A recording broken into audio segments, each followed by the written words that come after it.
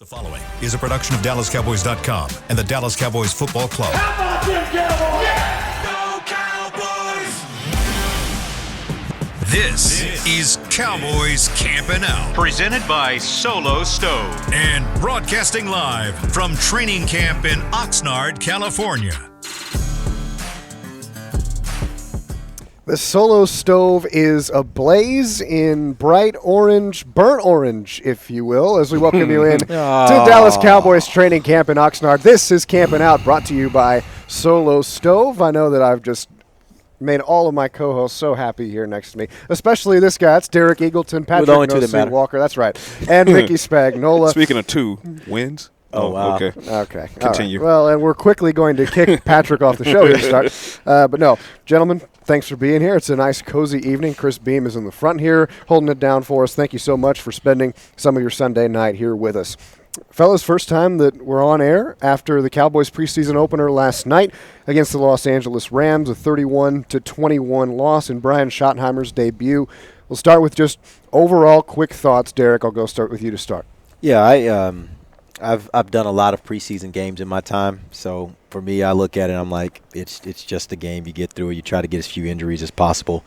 These days, especially in the preseason, the vast majority of the guys that were playing last night for either team probably won't be getting meaningful snaps once the season begins. There are only a handful that will, and I thought some of those guys, I thought we saw some positive things from them. People like Maris Leofau, but a lot of those guys, they just, unless something drastically changes between now and the time we get to the season, the likelihood of them playing a lot isn't very high. So you just try to get through the game. You try to work on some things, knowing that, again, a lot of what they're going to show is not going to be the stuff that they'll even be doing during the regular season. So I don't take too much from it other than, you look at a couple of individual performances, and I thought some of the guys that needed to do well did, and some of the guys that probably needed to show a little bit more may not have. 37 was the count of total players that did not play yesterday, whether it be sitting out or with injury. Patrik, what did you think? Well, I'm with Derek in the fact that wins, losses, preseason, I don't care. Like, I could not care less about wins and losses. For me, it's about evaluating individuals. And for a Cowboys team that suffered so greatly as far as injuries and then thereafter depth because of the injuries, that's what I was looking for. And there were some positions like wide receiver, for example, which we'll get into. I like the depth a lot that I'm seeing at wide receiver. But when you start talking about, how things looked on the defensive interior, depth-wise, that didn't look great. Cornerback-wise, Izzy Mukwamu's interception notwithstanding, there were some struggles there as well.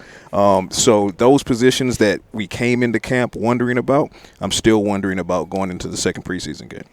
And I'm going to take Derek one more step further when he said a lot of these guys won't get snaps. A lot of them won't be on this team. So I was trying to say that in a nice way.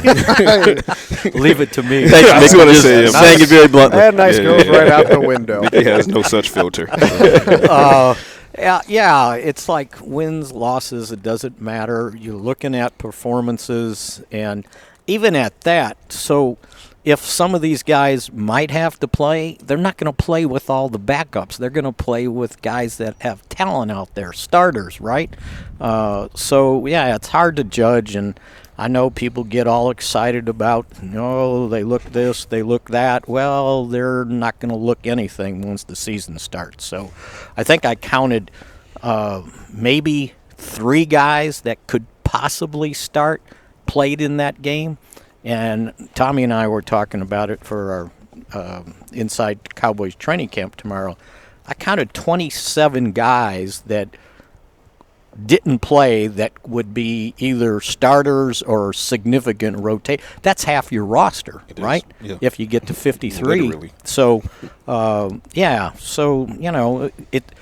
guys needed work. They got to work. Now we'll see what they do with it. What do we got, 3 more days here before they take off or practices? And then it's another week and a half of practice when we get back to the Star. Yeah, and they take on Baltimore at AT&T Stadium. We'll get to that a little bit later. But you mentioned there 27 players that more than likely would be starters or rotational pieces not playing. One guy who is not going to be the starter, but is a younger player, and really you think about the preseason in general, younger players need these snaps, is Joe Milton, and probably the most anticipated player going into last night because he's only got 1 regular season NFL game under his belt. even last year in the preseason, he only played in 3 games and didn't get as many reps. This time around, the plan was for him to play the entire game. Hurts his elbow late, ends up getting pulled out. Brian Schottheimer told us last night that they're not too concerned about that, and Joe Milton seems to be okay. But good and bad from Joe Milton. Derek, what did you think was the good? Yeah, the good was, I think at some point, probably in the second quarter, he did start to kind of settle in a little bit. And he talked about it after the game and talked about how, really what he's got to work on is settling in a little faster. Those first, I think it was 6 passes of the game, I don't think there was a single one that was on target. And to be honest with you, that's something that we've seen out here at camp. Like, if there is an inconsistency to his game, if there's if you were going to say the most glaring inconsistency in his game, it is his ability to throw the ball on target. That's what we've seen out here. And so as that game was starting, it was a lot of that. He just wasn't being able to get the ball in the right placement for his receivers. But I do think as the game wore on, you started to see him kind of loosen up a little bit. You started to see him kind of settle in and start making some of those throws and making some completions as well. We saw the power of his arm downfield, which is one of the great things about him as well. So, for him, I look at it and I say there were some good things. There are obviously some tough things. Now he's got to figure out how he can kind of decrease the number of bad things and increase the number of good things, hopefully, in the next opportunity he gets on the field. Yeah, Mickey and I were talking before this just about how important touch is for a young quarterback, right? You think about the play that stands out to me, I don't know about you guys, is the deep crosser to Ryan Flanoy, where there was nobody within 5 yards or in a radius of Flanoy, and Milton just oversails him. He's got all the time. He was moving around a lot, too. A lot of these throws came on the move. I think Milton needed to do a better job of just kind of setting his feet in the pocket. He's such a gifted athlete that he can afford to move around and make those kinds of throws. But when you haven't had as many reps at this level, it's difficult to do that. Mickey, can you build off of that a little bit? And what did you think? His performance? I said this last night, and I was trying to remember. I said to myself, but I said that about another quarterback, and then it dawned on me. And what I said was, there are at times he does something and you go, oh, look at that. And then there are times when you go, oh, what was that? I said that about Trey Lance. It just dawned on me that that's who I said it about, and it was this uneven of, okay, there's something there, but then there's not enough. And when you're the backup quarterback, you got to get all the reps now, because once the season starts, you don't get any in practice. So this is it for him. And he's 2 more games? I don't know if they're going to play Dak a series or 2, but the reps are going to start decreasing, and he needs them to increase. So I'm not sure where we're at with the backup quarterback. Real quick, I'll ask this question. I can't get out of the host role. As you said that, it was interesting. It was interesting because I've heard a number of media people, as we're just talking, watching practice, I've heard a number of people have that same realization, like, Is this just Trey Lance? Yeah. I'll ask you guys, do you think there is an appreciable difference between those two players? Because I do think in a lot of ways, when you look at their trajectory and what they've done to this point and their skill set, if you're just looking at them as people, as athletes, and how extremely talented that part is compared to what you see on the field, is there an appreciable difference? I think there's a difference in physical stature. I think Joe Milton is physically a little bit more imposing, so a little bit tougher to take down in the open field. I think Trey Lance is a little bit faster in the open field, but I think those are negligible. I think the biggest thing is their similarity is kind of eerie when it comes to the concern about the lack of touch, the lack of consistent touch, kind of like what Tommy, no pun intended, touched upon there a moment ago. That's something that transferred over into the first preseason game that I've been vocal about on social media and the Talking Cowboys is we know that that Joe Milton has a cannon. We know that. What we don't know, what we need to see is the consistent ability to put touch on the ball. The play you're talking about, deep crosser to Ryan Flanoy, that was one play. Another was, again, Ryan Flanoy, double move down the right side, absolutely puts his defensive back in a blender. All you have to do is just lay that up there, and that's a back pylon touchdown. Easy money for Ryan Flanoy. He sells it. It goes out of the end zone. Saw that too frequently last night. But the concern is it's not an aberration because we've seen this day in and day out. Now, that's not to say that Joe Milton has not shown where he can put touch on the ball, because he did against the Rams. Right, yeah. You saw that. Again, consistency in doing so. That's the point. You know he can do it. Yeah. Consistency in doing so. Yeah. And I'm of the mindset is if you show me you can do something once, that means you can do it. Right. So now I just need you to stack good days and do it. The other glaring concern that's transferred over from training camp practices to the Rams game is he needs to really slow down and go through his reads. I feel like if he's forced to come off of his first read, he panics. There was a couple of times where he had the outlet to the right or to the left, and he trusts his arm a little bit too much to go downfield. Like the throw to Flanoy that ended up in the interception, he had an outlet pass. All he had to do is get to that outlet pass. First and second read were not there. He said, hey, I trust my guy to get it. You weren't having that kind of game, Joe. But I will give him roses. He stuck in there. You talk about the second quarter. They were moving the ball. Unfortunately, guess what showed up? Self-inflicted wounds. You have to help a young quarterback by not penalizing yourself on offense. That killed that drive. But then had a rough third quarter, fourth quarter. He started to surge again. So I like that he battles and he continues to battle. And I'm looking forward to seeing what that can be. And if we're talking about the difference between Trey Lance and Joe Milton, I think the biggest differentiator, and really the similarity between the two, when you compare it to Cooper Rush, who's been the backup in Dallas for so long prior to this season, is experience. Yeah. Both of these guys don't have a lot of experience. They have not played a lot of games. And that's why this preseason is so important, but it also begs the question, last year, if Dak goes down, it's Cooper Rush, because Cooper Rush has been there for so long. Well, now Cooper Rush isn't there, and you've got two quarterbacks in this room right now, and Joe Milton and Will Grier, who have not played in a lot of NFL in-game action. So it begs the question, should Dak Prescott, who has missed time the last 3 out of the 5 years in his career, go down? Can you feel confident in Joe Milton running this offense? Well, the other similarity, and it's not a good thing, with Lance is both of them had this problem. Recognition. They don't see things fast enough. There it is. And that ends up they're holding the ball too long. There was a couple of times the receivers were open, but by the time he got to them or he was staring them down, the DBs catch up. So the only way that improves is if you play, but again, there's 2 preseason games left. That's it.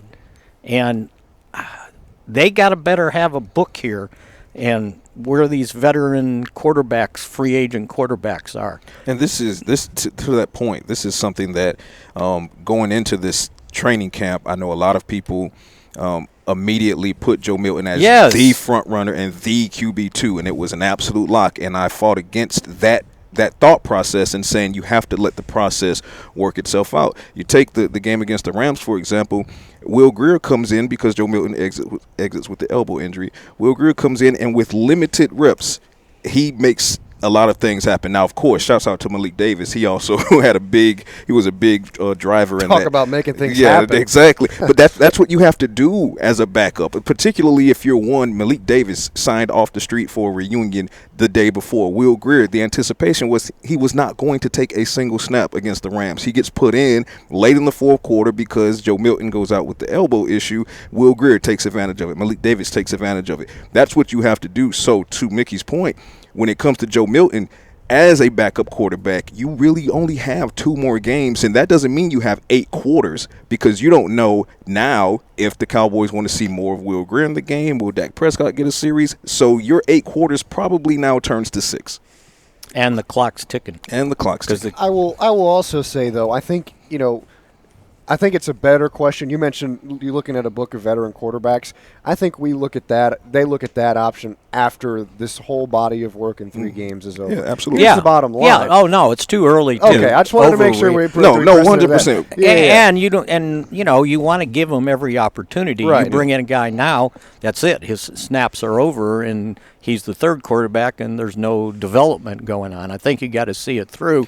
And in that book of backup veteran quarterbacks right now, it's pretty like a page or 2. There ain't a whole lot out there. But not only that, business out there. I also think that, he's, in my opinion, he's making this team. Absolutely. I don't think he is. So whether he's ready right now to be the backup or not, they're going to continue to develop him. Yeah. So the point is, keep seeing what he can do during this preseason. They will continue to work with him during the season. They will probably use him whenever they're going to play, a team that has a quarterback that can move a lot and use that speed to be able to scout team. Mm-hmm. But at the end of the day, he's going to probably, with all likelihood, he's going to be on this team. So he's not going anywhere. It's just going to be a matter of, is he ready to assume that backup role, or is he more of a third guy that they're going to keep trying to develop? That's what he's really working toward, That's the question, because I do believe both Will Greer and Joe Milton make this roster. Yeah. So, and the thing that always sticks in the back of my mind is Tony Romo was kind of in the same situation when he first got here, right? And he was a work in progress. And, if they don't cut Quincy Carter in 2004, Romo's the odd man out. Yep. And they never get to see what Tony Romo is. But Bill had a vision for him, worked with him, and by 2006, it's like, okay, time for you to play, big boy. At the halftime of the Giants game, Right, after yeah. Bledsoe throws an interception heading into the locker room, So, time to be but sometimes, you got to see it through. But do you have the luxury? Because they had other veteran quarterbacks at that time that they could turn to. They don't have that veteran now. Will Greer, look, the three of them, the two of them together have played 3 NFL games. That's it. Wow. Yeah. That's scary. That's not a lot. Yeah. That is not a lot. Let's go ahead and, before we wrap this segment up, just really quickly talking about some of the other guys on offense who stood out. Patrik, you mentioned Malik Davis. Yes, I did. He had 28 hours Yes, I did. in between when we saw him on the practice field in Oxnard and he signed, which, by the way, was a walkthrough practice, and he didn't even participate. He was just standing in a jersey watching everything. And then 28 hours later, he's taking the field for kickoff at SoFi Stadium, and he leads the team in rushing yards, 7 carries, 63 yards, 9 yards per carry. Sources say that's pretty good. Yeah, I think that's damn good is what that is. But this is one of the reasons when you look at the injuries that they're having. Deuce Vaughn, he was able to return from the hamstring injury, but Miles Sanders, he's still dealing with a knee issue. Jayden Blue, he's dealing with the foot ankle issue, bruise. Nothing major, but it was enough to keep him out against the Rams, see if he can play against the Raiders. But free agency-wise, Malik Davis was the only candidate in free agency that you could have done yesterday in Los Angeles what you were able to do, which is bring this guy in, have a walkthrough, and say, you know what, now go play in the game. That's because he's familiar with the playbook. He's familiar with Brian Schottenheimer, and the only thing that he really had to learn was some of the new terminology. But he's familiar with the organization and the club. And then what does Malik Davis do? He goes out there and he makes a name for himself. Now the question becomes, if we're talking about depth chart conversations, yes, we were talking about, well, we don't know who RB1, RB2 is right now, okay? Everybody has who they think it'll be, but if in seeing what Malik Davis did, how is he not in the conversation now? So if he's in the conversation, also, I'd be remiss if I didn't mention how impressive Phil Maffa was yesterday, okay? So Maffa, obviously in the conversation, but now Malik Davis is, and we're going to go ahead and say Javonte Williams is still very much in the front of that conversation. We'll see how it plays out for Miles Sanders and then Deuce Vaughn. So you have an extra piece in a crowded running backs room with a lot of questions that just got more interesting thanks to Malik. But we've seen this before from Malik Davis. I was, when they let him Year go one. last year, I was like, well, why? I mean, we could have argued last year Malik Davis or Rico Dowdle. Yeah. I mean, I could have. Yeah. And we've seen this before, but there's something there that they say, no, practice squad, no, we're not keeping you. And, sometimes that can be a new coaching staff, right? That could be the old coaching staff he kind of fell out with. I'm not saying this is what it is. I'm saying sometimes that's what can happen. You get a new coaching staff and they're like, man, this guy's got talent. Why is he not here? Yeah. And they're like, all right, bring him in. We want to bring him in. We want to see him. But I'll also say this. I think when we start talking about people like Malik Davis and Phil Maffa, their ability to make this team is only in part about what they can do when the ball is in their hands. The big part is, what are they going to do on special teams? If they can't play special teams, you would suggest, I would think those top 2 guys are probably not going to play special teams for you. I could agree. Jayden Blue, maybe not, who knows? But I think for all of those guys that's below the top 2 guys, whoever that might be, they're going to have to play special teams, especially if they're going to be able to be active. That's why right now I don't know that we've seen enough to know what this depth chart is going to look like, because I don't know if I've seen enough on special teams to know what this is going to look And like. that's the challenge for Phil Maffa, because obviously you never want to see any of your teammates go down and get injured, but the reality is this is the NFL. When that happens, here's your opportunities. What are you going to do with them? Phil Maffa was taking great advantage of his opportunities yesterday, but because they're so thin at the running backs depth chart, it negatively impacted his ability to play special teams against the Rams. I think he had 5 or 6 special team snaps. That's not going to be enough to build that body of work. So to your point, to be able to sit back and say, well, if it's 3 games of that, a total of 15 to 20 special team snaps, that's not enough to gauge what he can or cannot be on special teams. So that's the other side of the coin when it comes to Phil Maffa, because it looked great on offense, showed a lot of potential, showed great vision, showed the ability to out physical another guy, which is one of his green flags coming out of Clemson. Looked good in space, looked decisive. He got up and down instead of trying to run east and west. But that's offense. Like Derek is saying, once you get down to RB3 and below, special teams is going to be a key part of it. And we've seen Phil Maffa a little bit working with special teams in absolutely. practice. Now, Malik Davis, that'll be the question for the running back room.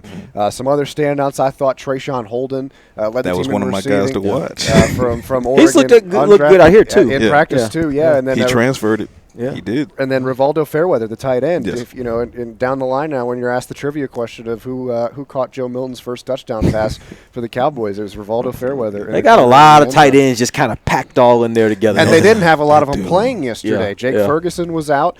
Hunter Lipke was out. So it was a pretty Fant didn't play either, did he? I don't think, Preston Fant didn't play. Which I was kind of surprised by that. He Is he injured? last practice he didn't practice. I think there might be an injury there. There's an injury there, keep an eye on and that. then Well, everybody it's- was big on Brevin Span Oh, forward. yeah. And he was having a nice start to camp, too. and then at least he's out of his boot. But Yeah. who knows when he's going to be healthy? So they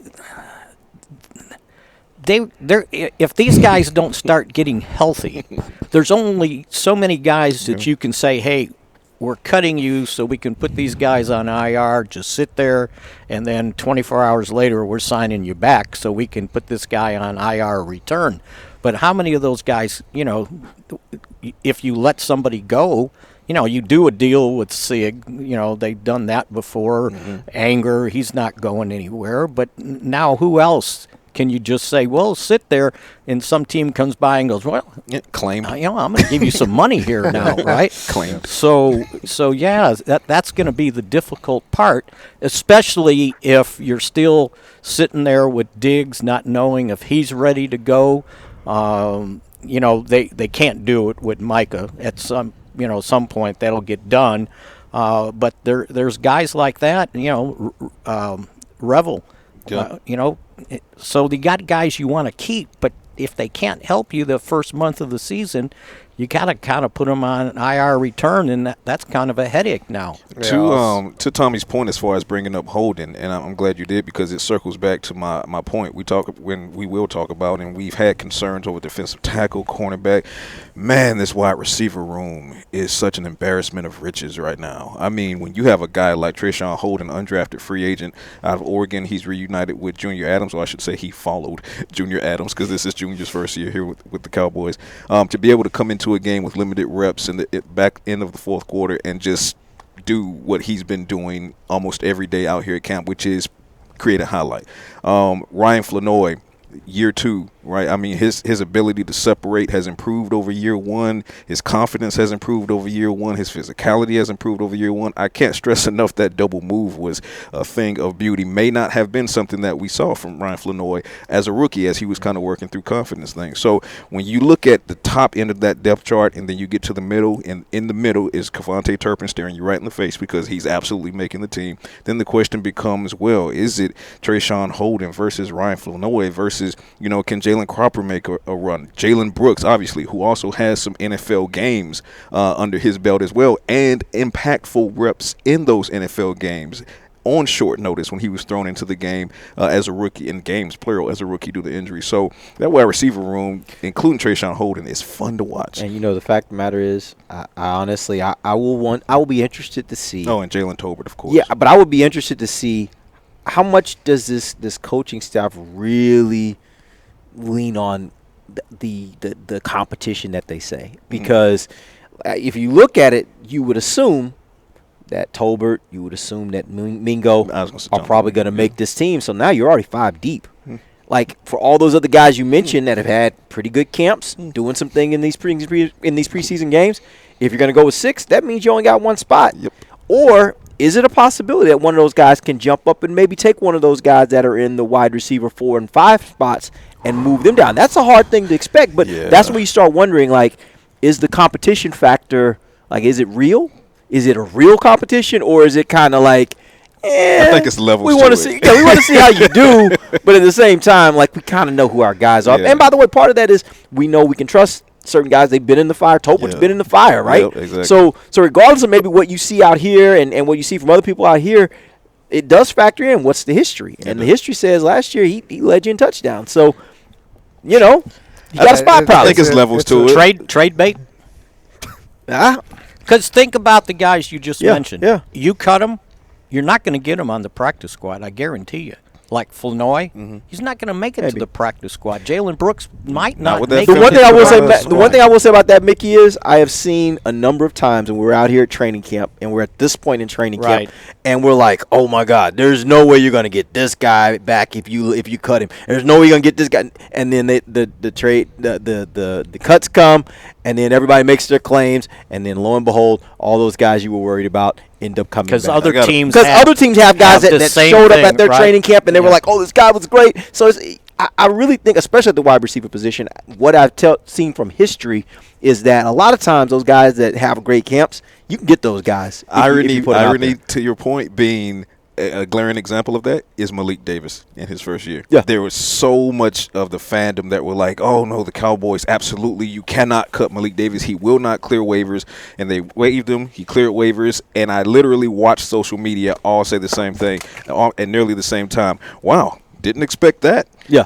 To your point. That's how it goes. Yeah, It happens. that's how it goes. You know, it happened. I want to say it happened last year with Jalen Cropper. Yeah. He was Yeah. a star. Oh, of yes, he training camp, was. right? Yes, he was. But then the lights came on, and it's like, well, where's that same guy? Yeah. And he was another guy that, you know, you got something, but he made it to the practice squad. Yeah. It is an interesting balancing act of weighing what you see in the preseason and training camp and what you see in the regular season, and 3 quarterbacks, 6 wide receivers. What do? There's still plenty of time to figure out what happens there, and there's still plenty of time left here on Camping Out. When we come back, we'll take a look at the Cowboys' defense from their performance on Saturday in just a moment. We'll be back in a minute.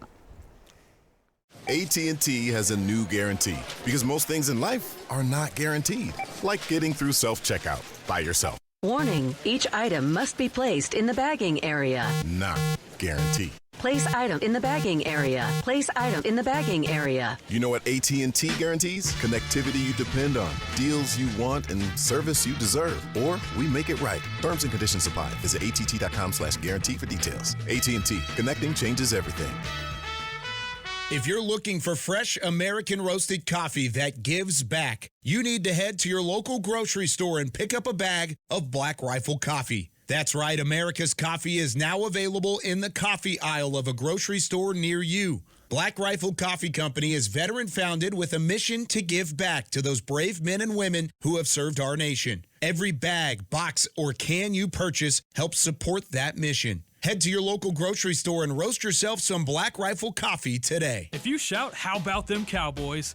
you have that undeniable passion that's the heart of Cowboys Nation. And if you like to drink Dr. Pepper, you love the unique blend of its 23 flavors.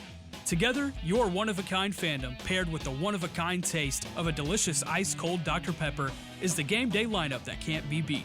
Better yet, gather your Cowboys and Dr. Pepper fan friends to watch the next game and crack open a delicious ice-cold Dr. Pepper for everyone. The wins will be even tastier. It's a pepper thing. It's the official men's skincare brand of the Dallas Cowboys, Jack Black. And right now, Cowboys fans can get 15% off their $75 order. Plus, because every deal needs a playmaker, your order will include a free 5-piece skincare set and free shipping. The Jack Black Playmaker is 4 of Jack's favorites and a full-sized intense therapy lip balm. Make a play for the playmaker at getjackblack.com/Cowboys with the code CowboysVIP. That's getjackblack.com/Cowboys with the code CowboysVIP. Back to Cowboys Camping Out. Welcome back to Camping Out. presented by Solo Stove. Tommy Yarrish alongside Derek Eagleton, Patrik No-C-Walker, and Mickey Spagnola. All right, fellas, we talked about the offense in the first segment. Let's flip to the other side of the ball in defense. We have talked extensively about when Matt Eberflus's unit is playing at their best, they stop the run, and they tend to do it very well. Yesterday was not the case. They gave up 181 yards on the ground. But again, like we talked about in the first segment, 37 players did not play, and 27 of them, by Mickey Spagnola's estimation, which we believe is law around here, is, or at least some of us do, were would-be starters on both sides of the ball. So when you look at that 181 yards staring at you and you think about the history that this team has had in recent years in struggling to stop the run, Patrik, does it concern you? It does, and the reason it concerns me is not necessarily for the reason it concerns some fans right now. Some fans are probably looking at it from the context of, oh, woe is us, the Cowboys can't stop the run. I get the connection from the previous to the now in that regard, but the reason it concerns me is going back to what I said at the top of the show, depth. I'm concerned about the depth on this team, particularly when you talk about the defensive line, cornerbacks, how they struggled in coverage for the most part. But who do you have behind Osa Odigizua, Solomon Thomas? You're trying to figure that out. Those are your two interior defensive linemen that I feel going into the season. We know what Osa can be. Osa can be just dominant impact. He has all-pro potential. We're just waiting for him to tap into that particular level of it. But Solomon looks like he's peak right now, just absolute peak Solomon Thomas. Great. Outside of that, we're waiting to see Mazi take the next step, okay? We're waiting to see if the rookie Jay Toia can translate, because Jay Toia, he's been having some flashes out here in camp. That did not translate against the Rams yesterday. So for a team that has been so snake-bitten over the past couple of years, last year especially, at several, almost all positions, for me to see a game like the Rams against the Rams where your depth pieces have trouble upholding a standard that you are going to try to hang your hat on, defending the run and getting after the opposing quarterback, both of those things were kind of lacking yesterday, and that's where my concern is rooted. Let me touch on this real quick. Maybe this will make you feel better. Okay. Please make me feel better, Mickey. All those backups ain't playing together, right? You're gonna. One guy's got to go in and play next to Solomon Thomas, right? He's not next to Perry and Winfrey. He's not next to Toya. I want not all those guys. Well, I hope. And you're going to have some veteran linebackers behind them. Well, that's too. true. I hope, but again, look at the injury list from last year. Yeah, I understand. And yes. Here's my concern, though, Mickey. To your point, what my concern is when we saw the Rams out here practicing against the Cowboys, we saw a similar thing. Now that concerned and me. The starters were out there during that practice. And we saw a similar thing. They were running pretty effortlessly through the Cowboys. And that's where I'm more concerned about it. More so than the preseason game, I'm more concerned watching that practice that it looked like they were having some issues stopping the run. And that's where I start wondering, is this a situation of personnel, or is this a situation where they just haven't quite gotten the hang of the scheme of what they're being asked to do? Because we see that sometimes with a new coach, brings in a new scheme, he's asking them to do different things, and the adaptation period just may last a little while getting guys acclimated to what they're asking them to do if it's a big departure from what they were doing last year. So that's where I'm a little bit more concerned is more about the practice. I saw a similar thing happen in practice when the starters were out there. Well, maybe it was a good thing that I didn't watch the defense. I watched the offense, Mickey and I were over there at the offense. Well, I'll say this, just a couple quick points. I think, and I'll not to combat you completely on this, but I thought the defense was better against the run than I thought they were going to be in the joint practice. In the joint practice. I should clarify. Yes, please. Yes, no. Yesterday, absolutely not. And let me be honest with you. I didn't watch the whole thing because I was moving back and forth. But there was a part when I was over there, and it seemed like every few minutes they were just slicing right through the defense. It was highlighted by that long run by Kyron Williams. Yep. But I thought for the most part, and I'm not saying they were piling up tackles for loss. They weren't doing that. They weren't dominant in run defense whatsoever. But I thought they did better than I thought they would with their starting unit. Was that good? In the joint Not practice, necessarily. In the joint practice. No, we're speaking relativity. Relatively, yes. Okay. And as far as the preseason game goes, just sifting through the numbers earlier this morning, Jay Toia was double-teamed on more than half of his – he's doing his job. That's what he was supposed to be. I think my concern lines up in if he's doing his job and he's got two guys trying to block him, well, then your linebackers have to come up and fill those gaps. You got to fill the running lanes, or you've got to have somebody step up next to you.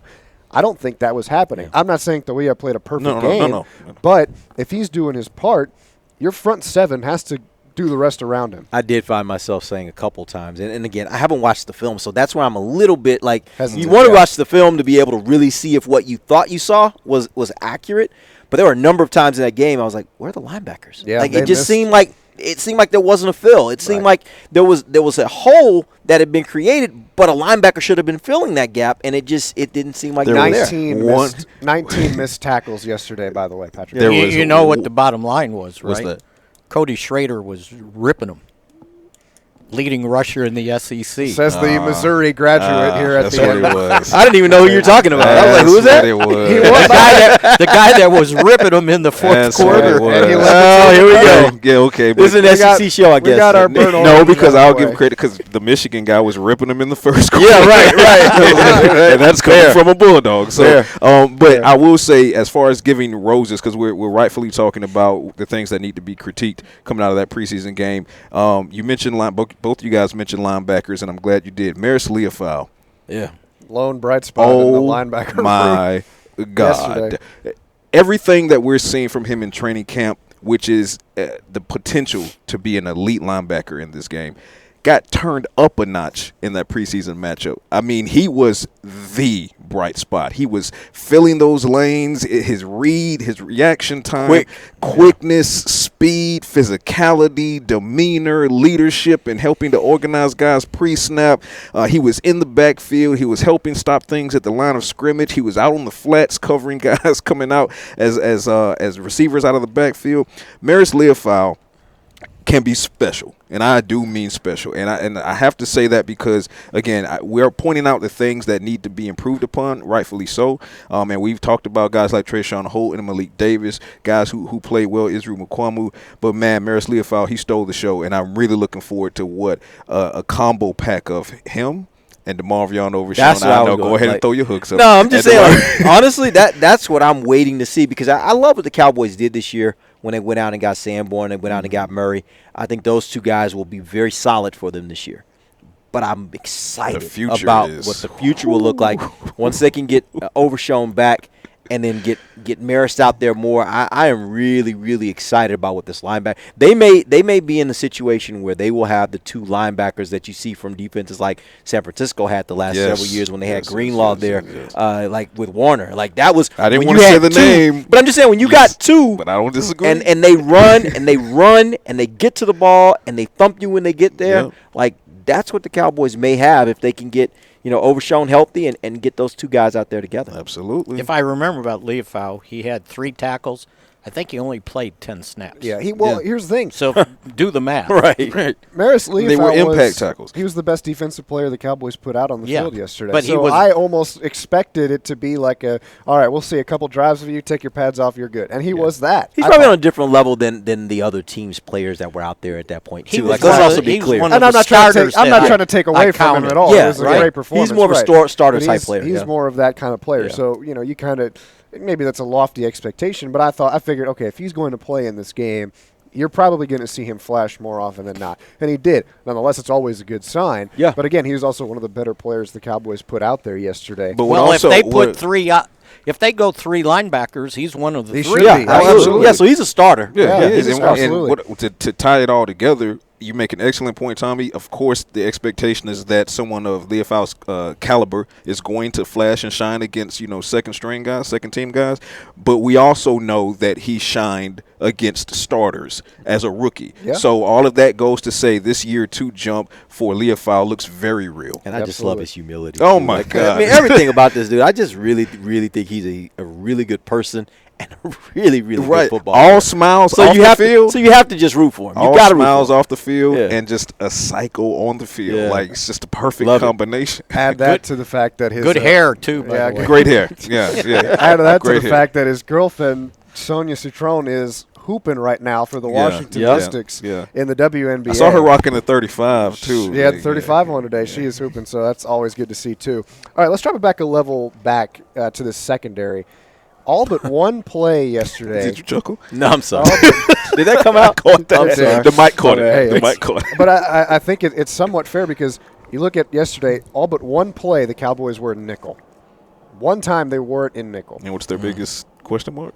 The nickel cornerback right. spot. And so that begs the question. We talked about the defensive line. Let's marry it together now. If the Cowboys can't get home with 4, and again, we know that yesterday's defensive line was a majority of guys who are usually deeper in the depth chart. But if they can't get home with 4, with how they're banged up right now at defensive back, is there any level of confidence that they can get it done on the back end in coverage when you've got 5 defensive backs out there? Yeah, here's my biggest problem with what I saw yesterday is right now, Andrew Booth, if these injuries don't clear up, they may have to use him to start the season. They may have to use him to start the season, and he was having some troubles out there yesterday. He's several had troubles times. out here. Yeah, he has. And again, I'm not trying to kill the young man. I think at the end of the day, I think that's an area where I am really concerned because, again, what I was talking about at the beginning of the show is you look at guys and you say, okay, what are they going to be asked to do once we get to week 1, week 2, week 3 of the season? For a lot of these guys, they won't be asked to do much, so you don't worry too much about what you saw. Booth might be in a position where they actually have to use him. Facts. And that's where I'm a bit concerned is against guys that he was playing yesterday that are not probably going to, again, probably won't be playing a lot in the NFL week 1, he was having some struggles. Imagine against that receiving core in Philadelphia. Yeah. So that concerns me quite a bit. That really does. And it really should because that was the position. Like and Tommy and I, we've talked about this on Talking Cowboys along with Isaiah Kyle. It's kind of been a split decision between defensive tackle being the highest concern versus cornerback. And my answer was always cornerback, and it's still cornerback coming out of the preseason opener because far too many times I saw Rams receivers with a ton of separation, and not just on one corner, but on multiple corners on the same play, time and again. And if not for a couple of overthrows from Stetson Bennett, the score looks a lot different than what it did. So, again, I don't care about the score because I don't care about the win-loss, but I care about evaluating the production. And the production of these cornerbacks, when we talk about depth, it's scary. Trayvon Diggs, when he comes back from the PUP list, will he require a grace period to get back to prime form? We don't have time for that. We don't have – exactly my point. We ain't got time for that. Savon Revel, he's a rookie. So when he comes back, not only does he have to get back to his version of top form, but he has to get to NFL game speed and playing speed, okay? We know what Deron Bland is. Great. Fantastic. Kyer Elam, pleasant surprise out here in camp. Yeah. I wanted to see him against the Rams. Hopefully we'll see him against the Raiders. But once you get past those guys, and 2 of those guys are on reserve right now, okay? Maybe to start the season. We don't know. So if the season started right now, it's Kyer Elam or Deron Bland, Kyer Elam, and then who else do you have confidence in? And the fact that you don't have an answer to that is why I'm still concerned. And let's go ahead and have that conversation here before we go to our final break. Slot corner has been a big conversation after Jordan Lewis departed in free agency to go to Jacksonville. I think the name that is going to be a really big domino in all this also happens to be the name of the guy who made the play of the day for the defense yesterday in Israel Mukuamu. Yes, sir. Because he's taken snaps at slot, he's taken snaps at outside, and when you look at the way that he's built physically, big, tall, long-armed guy, it screams outside corner. But they have tried him in the slot. So really quickly, just quick fire, do you feel like Mukuamu's a better fit outside, which means you would, if he's a starter, obviously, if you have the other 2 guys that you mentioned in Kyer Elam and Deron Bland, do you bump Deron Bland inside, or do you keep Bland outside and put Mukuamu in the slot? Mickey, you start us off. I don't like him in the slot. He's not built to be a slot nickel corner. We saw what happened with the last guy that was that tall. They tried to put in the slot. He's no longer here, right? He doesn't see things fast enough in the slot. To me, if Diggs ain't ready to go, then Bland has to be Rondé Barber. Base defense, you're on the outside. Agreed. You go to nickel, you move inside, and I got to find another guy to play outside. I don't think Mukuamu's that guy, and Andrew Booth is not that guy either. You think that guy's not here? Is that what you're saying? Whoever that guy is scares me. Now, let's talk about some of those young cornerbacks, because I mean, you got other guys that are Kalen here Carson. that Childress, Rochelle. There's some young guys that are Rochelle out there. got hurt too, by the way. Yeah. So, are any of those guys standing out to you as guys that might be able to do it? I mean, we were all talking about Keeman Hall and Zion Childress, and then they played last night, and they didn't look as good as they did here in practice. I didn't think so. I think that outside cornerback till Diggs gets back is a problem. I think Mukwamu is a matchup piece. I think it depends on what team you're playing. I think if you're playing a team that primarily likes to run 12 personnel and, heavy on tight ends, I would be comfortable with Mukwamu in the slot because I put him on a tight end. Would I put him against Hunter Renfrow? No, I wouldn't. But in Do you have anybody you're going to put up right now, unless it's a cornerback? My answer right now is I don't know. Okay. Yeah. But if you're talking about a bigger boundary guy on a team that also has a Hunter Renfrow or a Cole Beasley, somebody who can just absolutely cook in the slot, then you put him on the bigger guy on the boundary, not Devontae Smith. You just kind of cross your fingers and hope that he can and believe that he can cover A.J. Brown on 2 or 3 reps on the boundary. So that I think Mukwamu is a matchup piece. I don't think you commit him to one or the other. You look at the matchup going into the week and say, what does this team like to run? Primarily, what's the best spot to play Mukwamu? All right. It's always a good conversation. And you think about some other names there, too, like Keeman Hall, Zion Childress in terms of the slot. I think just because of size alone, you put Mukwamu outside because of the fact, too, that in the slot, you got to work so much more in the middle of the field. And is he that guy that you feel good moving about east and west? Whereas when he's moving north and south, his frame gives him time and space to recover, like we saw yesterday. But he's never done the Rams. He did it that yesterday. That was one but play. I understand that, but I'm just saying he has the ability. But we saw him last year. Right, and I'm not saying that he is going to do that consistently, but at least, like Patrik said, you've seen him do it once. Can he do it again? And it's all things are relative, too, right? Right. Compared to those other guys I just mentioned, maybe he's the best option you got. It might not be ideal, right, but he might be the best option you got. See, Trayvon Diggs is holding them hostage right now that he's not ready to play. Right now, the big answer is you just pray that Trayvon is ready for the beginning season. That's your answer. We all went to this was pre-Tommy, but Tommy's here now. But we went to no, because we went pre-Tommy after Tommy. We went to Tampa Bay and we watched Israel Mukwamu get thrown into the fire by Dan Quinn at nickel and basically help the defense shut down Tom Brady in what ended up being Tom Brady's last game. Okay, so I know that he can play nickel, but it's a matchup thing. Okay, yes. And as far as DaRon Bland, the reason I would prefer to have DaRon Bland boundary more so than nickel is because if you put him in the slot, then you're helping the offense because you're hiding him. Okay, now the offense has, I'm not going to say free reign, but it's less of a threat to challenge the boundary because the pick six king is covering the interior. He's covering the inside. So this is a first-team All-Pro boundary corner that can play. It's the Tyler Smith argument. Which do you want? Do you want the All-Pro left guard or do you want a Pro Bowl left tackle? Yeah, it's a good argument to have, and the Cowboys will certainly have to continue to discuss what they want to do on the backside of that defense. When we come back, we'll continue our discussion and have a little bit of fun, fellas. It's our last Camping Out show from training camp, so it's time to hand out some training camp awards and s'mores if Mickey doesn't destroy our set. Before then, we'll be back in a moment on Camping Out. Derek doesn't want it. Don't put off getting your oil change, Dallas. Take 5 Oil Change, a proud partner of the Cowboys, is faster than you think. They're so fast, you don't even have to get out of your car. You can take advantage of Take 5's stay-in-your-car 10-minute oil change at any of their locations across the Dallas area. And remember, at Take 5, you stay in your car because they're faster than you think. That means you won't even have time to show off your best touchdown celebration. Take 5, the official oil change of the Dallas Cowboys. Hey y'all, Matt Pittman of Meat Church here.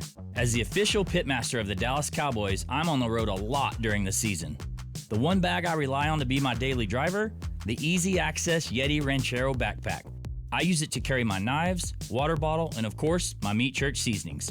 It's my do-it-all, everyday backpack that I trust all season long, and since it's a Yeti bag, I know it's built to keep trucking for years to come.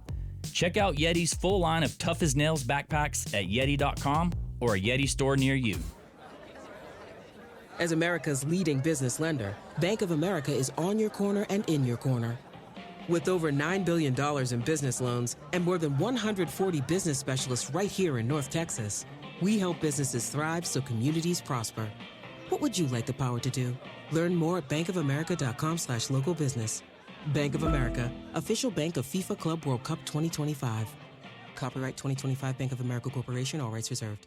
If you shout, "How about them Cowboys?" you have that undeniable passion that's the heart of Cowboys Nation. And if you like to drink Dr. Pepper, you love the unique blend of its 23 flavors. Together, your one-of-a-kind fandom paired with the one-of-a-kind taste of a delicious ice-cold Dr. Pepper is the game day lineup that can't be beat. Better yet, gather your Cowboys and Dr. Pepper fan friends to watch the next game and crack open a delicious ice-cold Dr. Pepper for everyone. The wins will be even tastier. It's a Pepper thing. AT&T has a new guarantee because most things in life are not guaranteed, like getting through self-checkout by yourself. Warning, each item must be placed in the bagging area. Not guaranteed. Place item in the bagging area. Place item in the bagging area. You know what AT&T guarantees? Connectivity you depend on, deals you want, and service you deserve. Or we make it right. Terms and conditions apply. Visit att.com/guarantee for details. AT&T. Connecting changes everything. Back to Cowboys Camping Out. And roast. Welcome back to Camping Out, presented by Solo Stove. Someone is excited to roast some marshmallows over our Cowboys-themed Solo Stove here. Right. Patrick was so excited in the break that he was about to eat a s'more before even toasting his marshmallow. Listen, anyone of culture does understand that a raw marshmallow is still delicious. Okay. Absolutely. Yes, but it's better on the s'more if you burn it. Absolutely. Yeah, per the sponsor. Per the sponsor. You want it to be soft on the inside and crispy on the outside. Like, you gotta. You're not wrong. I'm just saying, like, let's not look down upon a marshmallow fresh out the bag. Right. That is still quality. I am with you. That's still quality. I'm with you. Mickey is not only burning his marshmallow, but it's on fire. He's trying to break our Solo Stove here. That can't happen. Thank you to our friends at Solo Stove for setting us up with this, and thank you to Chris Beam for going and grabbing the marshmallows for us. I'll enjoy mine after, as will Derek. Beam is golden. Let's go ahead and. You won't? I'm going to bed, man. Okay, well, then I'll have Derek s'more. Thank you, boss. His watch timer is going off. Yeah, it's telling me it's past my bedtime. All right, well, we'll try to get Derek to bed here in a little bit. Thank you. But one more article of business to close in on. It's our last Camping Out show from training camp. We do the starter show. We do the end show. We still got a couple more days of practice, but we'll hand out some training camp awards now that most of this is in the books. We're going to start with most valuable player. Who's been your training camp MVP, Patrick? Ooh, training camp MVP. That was easy. And this is in part thanks to what Dak Prescott is doing now that he's fully healthy, but it's CeeDee Lamb. CeeDee Lamb is absolutely having his way, and that's why it was funny that he said what he said after the last padded practice before the preseason game, when he was asked which to evaluate the cornerbacks room, and CD said, and I quote, "Well, none of them are giving me hell," but they're end quote, and that's you can't guard me, you can't guard me, very Dez Bryant-ish. It's peak '88 club is what that was. No doubt. So for me, it's short answer: CeeDee Lamb. He has been absolutely unguardable on every route, no matter where he's placed, inside, outside. It's a go. He's running the full route tree. CeeDee Lamb looks like he's set up to do some damage, and that was before factoring in George Pickens. Derek, you kind of looked surprised when Patrick said CeeDee Lamb. Because I think, for me, I think the clear answer here is Kevontae Turpin. What Turpin has done, every single day there are wow moments where you're like, oh, wow, they got something with this guy. And the beautiful part about it is they know how to use him. Now we'll see if that doesn't turn off once we get to the season, right? As it has. I still have to see that they're actually gonna. Mickey, you're gonna lose that. You're one. gonna lose that. Oh my goodness! It's gonna. But look at that. Nice and soft on the inside. Well, there's nothing left on the inside. All that's left is the inside. Right. If you got nerve, word. Oh my no, goodness. so I think for me it was pretty clear Kevontae Turpin, and that's no knock against CD or anybody else. None of this. I just think I look at Kevontae Turpin and I'm like, they are finally using him in the way that we all have wanted them to use him, and I think if they continue that into the regular season, he is going to be an outstanding weapon for this team. So, guess what? none of those guys could do any of that without Dak Prescott. Yeah, and I said it. I said a and large part of to CD me, is Dak. he's showing you why when your starting quarterback misses 9 games like they did last year, you're up against it. And I went back last year and looked at all 14 teams that made the playoffs, and I think only one didn't have a starting quarterback start at least 15 games. And a couple of those, they held them out the last game because they didn't need to win. Yeah. So if you got your quarterback in there, you got an opportunity. And I just think the way he's come back, he seems to be playing free. He doesn't seem to be worrying about his leg. He's running when he needs to run. He's racing CD. But there's very few times the ball's on the ground unless he's disgusted and throws one in the ground. Yeah, so, to me, he's the MVP. Let's also remember the last time we saw Dak Prescott playing a full season, he was an MVP candidate in this league. So that anybody that's questioning Dak, I'm like, you haven't really been watching football. Right. You notice how we've all offense. Yeah. And we're going to go 4 for 4 on Tommy's got a pick. My MVP was going to be George Pickens. I think that, you look at what the Cowboys were asking from their wide receiver too, right? They wanted a guy who could alleviate some of CeeDee Lamb's workload. They wanted a guy who could come in and take the top off of the defense because that allows CeeDee Lamb to move into the slot where he's been at his best in his NFL career. He can play everywhere, but in the slot is really where he's had a lot of his best work. And George Pickens is kind of the epitome of a 50-50 ball catcher just because his body control is so good. I'd argue he's one of the better, if not the best downfield possession, contested catch receivers in the NFL. And still, I don't think he gets enough credit for what he can do after the catch, not necessarily about which school he went to, which I think it's all Patrik about which school he went to here. Let's just put that out there. Nonetheless, I think what they have asked him to do, he has done and then some. And if he and CeeDee Lamb can continue to open doors for one another next season, I said this before when we did 20 questions leading up to training camp, I think George Pickens earns his first Pro Bowl this year. So George Pickens is my training camp MVP. All right, next award we've got to give out, most improved player that we've seen at training camp. Mickey, we'll start with you this time. Oh, that's not fair. How's that not fair? Because I got to think. Well, you had to think because he was enjoying the other one. I knew right away, right? Well, he wasn't enjoying his marshmallow. He just burned it. Well, at least he a portion just lost of it to our solo stove here. to Hades. Oh, I know. Kevontae Turpin. He's getting an opportunity, right? Yeah. And now he's showing you why, and I know it's a different level. He wasn't just a return guy in the USFL. He was a wide receiver. Yeah. He won the award as Offensive Player of the Year, and it was because of his receiving ability. Yep. And some of it was him, is explained to me, because he didn't understand the offense well, and they didn't trust him. Now, for some reason, something clicked, and they trust him now, and you're seeing him throwing the ball to him down the field, not just jet sweeps, dump-off screens, smoke screens. They're throwing him 15, 20 yards down the field, and he's open. Mm-hmm. And, boy, when he's open and on the run, they ain't catching him. It's interesting that you say that some of the things you're hearing about him not being able, like maybe they didn't trust him.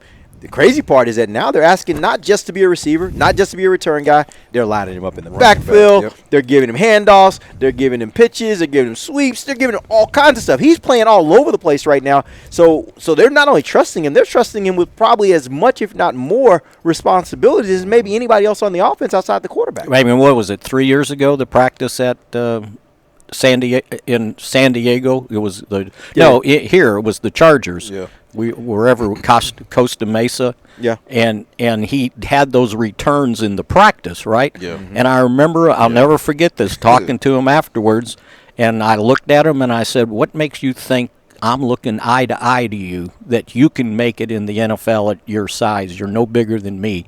And he goes, "Speed kills." And I was like, "Okay, you win." And Mickey's like, "I can't run with you." I can't run with that. Although we would love to see that. That would be great. We'd have to go back many years. Maybe give you a 50 or so yard head start. Patrik, your most improved player. For me, it's a no-brainer. I would have liked to have seen had seen better film from him against the Rams, but for me, it's Damone Clark. It's light years over what Damone Clark was putting on the field when he was allowed to get on the field under Mike Zimmer in 2024. Last year was kind of a lack of confidence. He couldn't gel with the coaching staff, the defensive coaching staff. Mike Zimmer just basically didn't believe in him, and you could see that. He basically lived on the inactives list time and again, so much so that he got to the point where, Tommy, you and I, we're sitting in the press box, and every time the inactives came out in the back half of the season, we were like, Damone is on inactives again.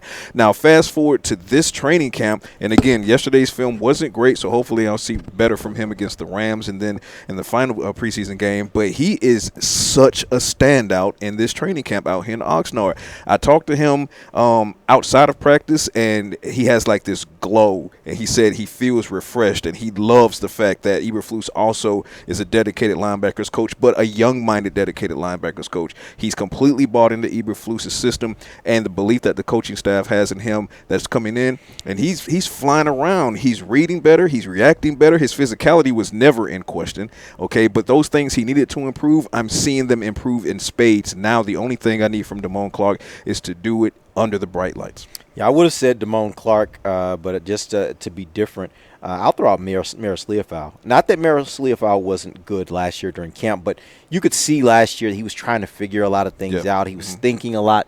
This year it seems like he understands what he's doing. He's just flying around.